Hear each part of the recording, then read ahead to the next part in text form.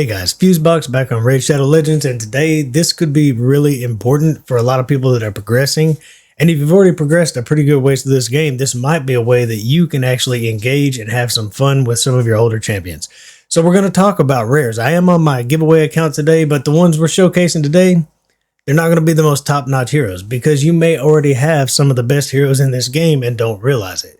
So whether you're progressing, whether you're right in the middle of the game, or actually pretty good ways along, this could be something that would interest you or maybe prove very valuable. So we're going to talk about rares and we're going to talk about gear. A lot of the gear that people don't think about, I'm not saying that some of these builds haven't been done. I'm just saying there's a lot to what you can do with just some rares and some of the odd gear in the game. So let's go over some. I don't have a huge pool of rares here, but Bulwark, I've got him in a provoke set because you may not have a good provoker. And why build rares, by the way? Maybe I've been on a lot of accounts where I'm trying to help people out and they've got a Valkyrie and they've got some amazing champs that make anybody jealous. But they only have maybe 5 or 6 built out champions and they focus on those legendaries, but they can't get those legendary books. They can't get the things they need to get the most out of them. They can't beat all the dungeons. They can't get the actual gear that makes those legendaries legendary. So rares are so much easier to build. So much easier. You're going to do shard pulls. You're going to get copies of them. You're going to be able to farm some of them like War Maiden. So what I've done is had some fun with my old rares, and I'm going to show you how you can pretty much go through anything in this game with them. And if you just want to have some fun, maybe issue a friendly challenge to your clan who can make the fastest time with nothing but rares. You can always have fun by repurposing these heroes. War Maiden, she can do some serious damage, but she breaks defense. That's what we like about her the most. And if you throw in her stun set, she can break defense and stun half the enemies. I didn't change her masteries up to make this stronger. It's just an extra bit of use I get out of her. As long as I hit my accuracy, she's going to break defense and can possibly lock out some of the enemies. We all know about Bellower. Bellower in a stun set's absolutely amazing. You can build him super tanky. You can build him to do decent damage, or you can just put him in a stun set like me. Make sure you're getting that accuracy, and I do like going down into the final tree of defense, getting that fearsome presence so he has an extra 5% chance of stunning, because that's really his job, and that does include artifacts, and that's what's doing the stunning is his artifacts. Other than that, get accuracy, maybe take counterattacks so that he hits again with that AoE. But if you look at some of these builds, Coldheart. Now, if you're going past stage 20, we're going to go to every dungeon with just a bunch of baseline champs and show how this gear and these champions can help you out. But, you've probably seen Coldheart built in a reflex set. It doesn't have to be super strong, especially if you're going past 20 where you're capped at 10% damage. But you can try to get about 200% crit damage and try to get that 70%. We're not there. What do you know? But good enough, right? You don't have to push attack. Push HP so she stays alive, and you can get a lot out of her, but she's got to have accuracy. This reflex set, if you turn off her A2, means she'll always be cooling down her Heartseeker, dropping turn meter, taking big hits. This is amazing hero. He actually needs a guide. This guy's amazing. So his A1 hits 3 times that it can break attack on each swing, which is amazing on any boss in this game. And he also has an HP burn, which is great pretty much anywhere in the game. But he's got this mastery, this skill. His passive, just 5% less damage from any AoE attack. When you're in Doom Tower, Griffin, any of these bosses, if they're hitting you hard and you're trying to progress, just this passive means so much. I actually am working on doing a little bit of a showing of amazing passives working together, how it's like getting an entire set of masteries for free. And you can see how this would be included in that. Everybody just takes less damage from AoE hits. Great on clan boss, but he's an HP champion. Why not put him in that shield set? Give yourself protection for each wave you go through. You're getting a little bit more out of him, not just his passive and his attack down on the boss.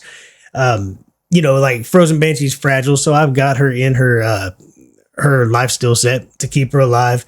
But there are so many ways, obviously, utilizing speed without amazing gear. You can take a champion and you can get them up with just speed gear with speed stats. 250. You can make them move fast. She can revive us. She can heal us. She can cleanse us. So just utilizing your sets is one amazing way to get a lot more out of your champions. Even at level 50, this guy's amazing. Gnarlhorn, you got to get his accuracy where you need it. He's not even built up. He doesn't have a single mastery, but it doesn't matter though. masteries could benefit him quite a bit. But if you get him at the accuracy he needs, he'll provoke everybody, put him in an ice set, and when they hit him, he goes unkillable, and then they just keep hitting him and freezing themselves. There's just a lot of control you can get out of these heroes. So let's real quick kind of show what your rares can do, since they're so much easier to build. If you don't have a huge champion pool and you're working so hard on these legendaries, that's going to happen, but it's going to happen with time. In the meantime, we need to get you to stage 20 on all dungeons, and we need you to be grinding gear so that you have the right gear to make those amazing heroes actually amazing. Let's jump into some content and see what these guys can do with their repurposed gear. All right, we're going to jump into the Griffin. This is normal, but just showing that we're going to break his attack. We're going to take Bellower to get us through waves. We'll also get stuns out of War Maiden. When we get to the boss, we'll have everything we need to keep ourselves alive and to kill the boss. So basically, we get in the waves. We start stunning, killing, breaking defense. I still, even though Bellower does the weak version, I like bringing War Maiden to break their defense a little bit further. But we've got a lot of control here with very little effort. Just bad gear. I will show you my, well, here we go. While this is running, if you want to check out my horrible speeds, my horrible everything, right? It doesn't take anything special. There's no big attackers here, but let's watch the boss fight. So we've broken, we got poison sensitivity up. We got Frozen Banshee to throw out poisons. We broke his defense. We broke his attack, and we're taking 5% less damage from every AoE he does. And in the meantime, we're getting procs on War Master with really weak heroes. You know, I actually get some damage out of, Coffin Smasher can actually hit pretty good. But that's the only one here that can actually hit hard as far as the builds that I have on them. But we're going to be pretty safe and comfortable. And we'll get heals every now and then out of our Apothecary. So just a little showing if you're pushing into Doom Tower. Don't be scared if you only have rares. But let's get into some content that's actually going to get you further in the game. All right, dragons. When you're really early on, super important to start getting accuracy gear, lifesteal gear. You want those stun sets. We're using them right now. So we're going to bring break defense. We're going to bring our stunner in Bellower. We're going to bring attack down for the boss. Poisons for the boss. It can be Kale. It doesn't matter who your poisoner is. If you've got Apothecary or Reliquary Tender, somebody to help heal us, Reliquary is great because she cleanses too. I'm going to run through this real quick, and then we'll kind of see how this team performs on one of the most plain Jane dungeons in the game. Level 20 of Dragon.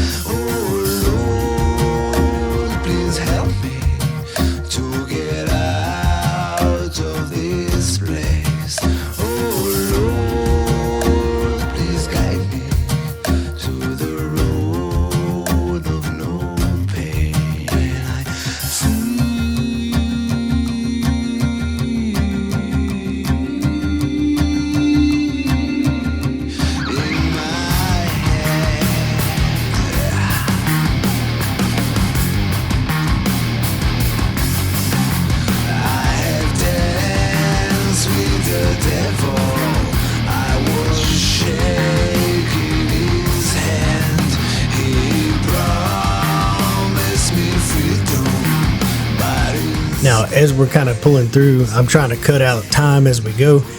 But remember, those aren't the only sets. Think Toxic set to get extra poison out of one of your heroes, whether it's an AoE hitter or a single target hitter with multiple hits.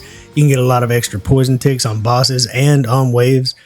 These sets do a lot. They do a lot. And so now that we're here, we don't even have a reviver on this team. But now that we're here safely with all of our odd equipment, we're able to just poison this thing to death without worrying about it. We're going to take less damage from the AoEs, from having Coffin Smasher here. It's just a way, thinking as carefully as we can to keep us alive. That's all we're really worried about. And now we just need Frozen Banshee to do the job. And since she's in a lifesteal set herself, she'll be able to keep herself up on HP, even if you were to kill everybody, which I don't think we're in any actual trouble of doing. We've got attack down constantly on this guy, tons of poisons, HP burns up. These rares are so easy to build and so valuable. They'll help even if you're stuck on stage 16, 14, wherever you are. You can be getting the gear that is going to let you do this. You'll still be getting 4 and 5 star gear, which is all these people are in. They're not rolled up to 16 on most of them. I promise you, some of these heroes won't even have masteries. But we easily got through this. So let's real quick, we'll finish this out. I'll show you. This is a lot of the same heroes are going to show up in a lot of this, but as far as their builds, There is nothing fancy going on here. There is some speed on Apothecary because he's using just speed sets. Here we have stun and we have accuracy through perception, stun and perception here. We've got life steal and speed, and we've got perception with shield set, getting more out of our heroes. So let's real quick move on and see, because wherever you're stuck, there's a way through it. All right, so we're on Ice Golem, and we're taking a very similar team. We do have extra support. I'm bringing in Reliquary Tender because it's a great place to cleanse. I'm going to skip to the boss. This isn't going to be a fast fight, but we're utilizing our stun sets. We're utilizing our shield set at the beginning of each round and speed to keep our healers moving fast. Those sets make a huge difference. We're going to get into more interesting sets and some different heroes and ways to do all this here in just a bit. But I don't want to take forever, so I'm going to skip to the boss and kind of let it run through because it's a very safe team all the way through here. And no one's going to do such a huge amount of damage that we really risk much on the boss. Again, slow and steady, but smooth sailing. If you don't have Bellower, it's not a big deal. Get somebody like, take Banshee, not Frozen Banshee, but Banshee. Put her in a sunset, nothing but AoEs. You might find you a rare or an uncommon or even a common hero.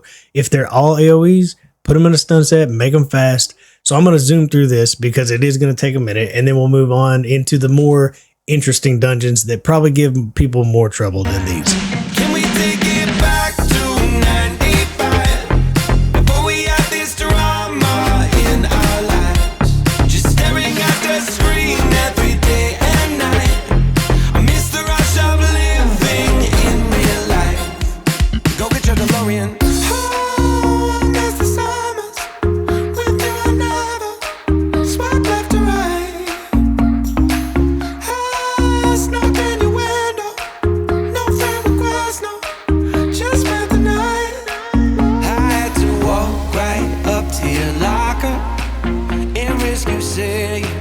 Just don't bother.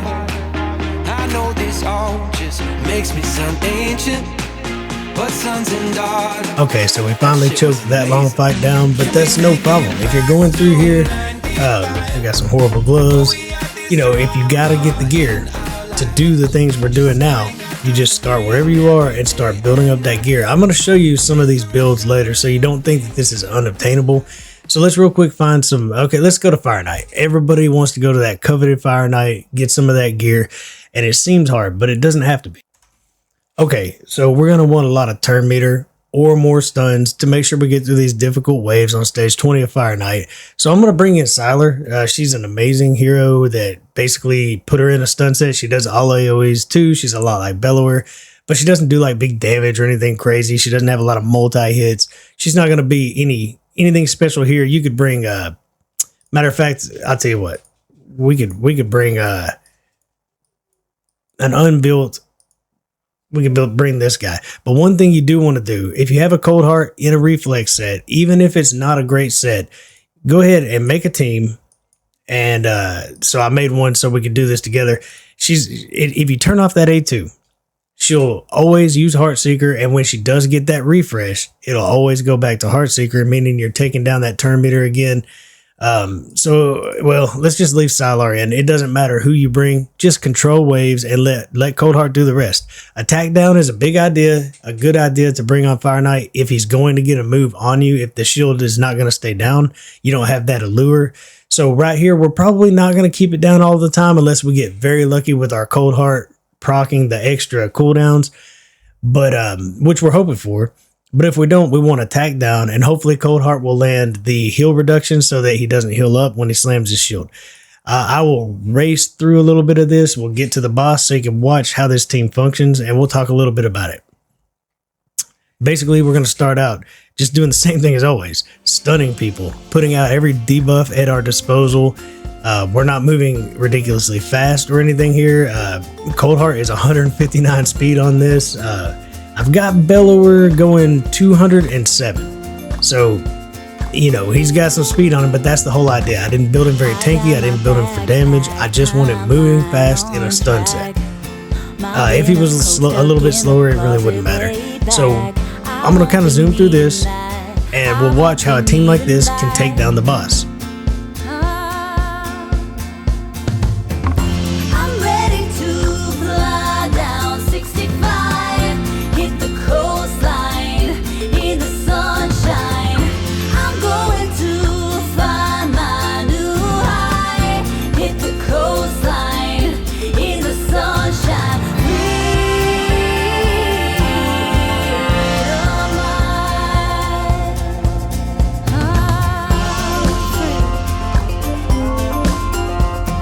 So no problems getting through the waves. Same as pretty much always. Just using these techniques. I'm going to show you a Gnarl Horn in a frost set as well. But we've already got the shield almost down by using people with multi-hitters like Apothecary. We've got, again, Coffin Smasher. Just amazing on these places. And we're not going to keep that shield down at all times, but here we'll have a chance to get our Heartseeker in and watch if we get the cooldown reduction. I didn't see. But if she did, she'll come back around really quick. That she decreased cooldown that time. I saw it above her head. So we're going to get a Heartseeker here in just a second, keeping that shield down that much longer, hopefully doing big damage. She doesn't have to be a monster. She just has to get you through the fight. So you don't need 300% critical damage. You just need her coming back around with the accuracy to tear that turn meter down. And the more damage you get as you get better gear, the better you'll be doing, right? So you kind of get the idea. We've got as much turn meter as we can find. There's only 2 heroes here that do turn meter manipulation. We do not let him heal. We have heal reduction on from Coldheart. And then when the shield comes down, we start hitting him with A1s. 3 at a time on a lot of these heroes. And then we're back to Heartseeker. Rinse and repeat. So let's zoom through this. And then let's go to probably the most difficult one. Spiders.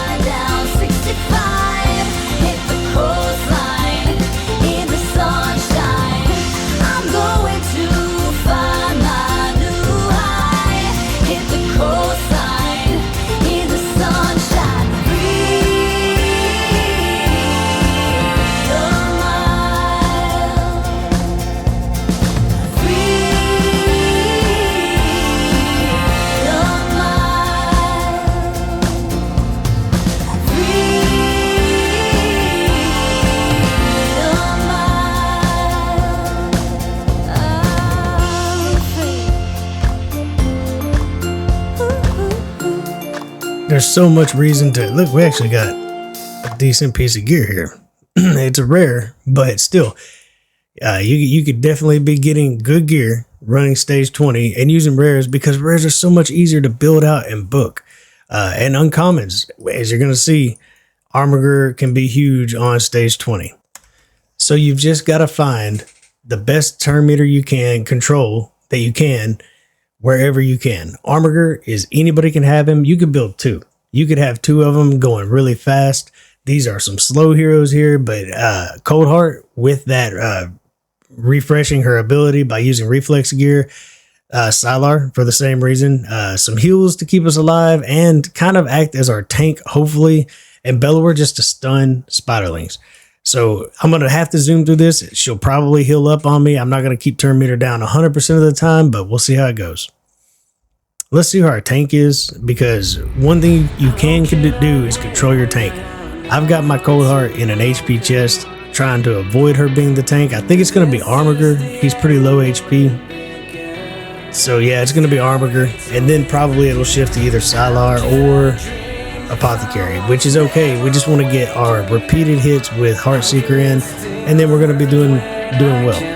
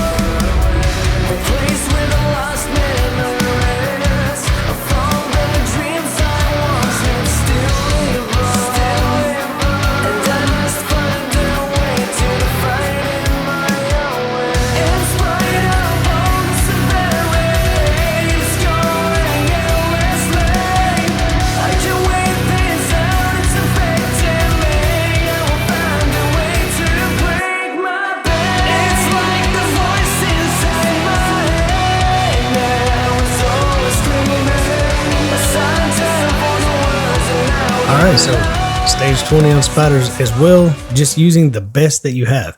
And you don't need these legendary heroes. If you have HP burn, you can go a whole different route. Just bring a bunch of weak stunners. So things like the Magma Dragon. You see that provoke we just put out with Bulwark. He's in provoke set because we're not bringing a provoker to this. It's not guaranteed that it'll hit, but he also brings weaken, and we're not going to use his HP burn because I turned off his A2. Same with Coffin Smasher.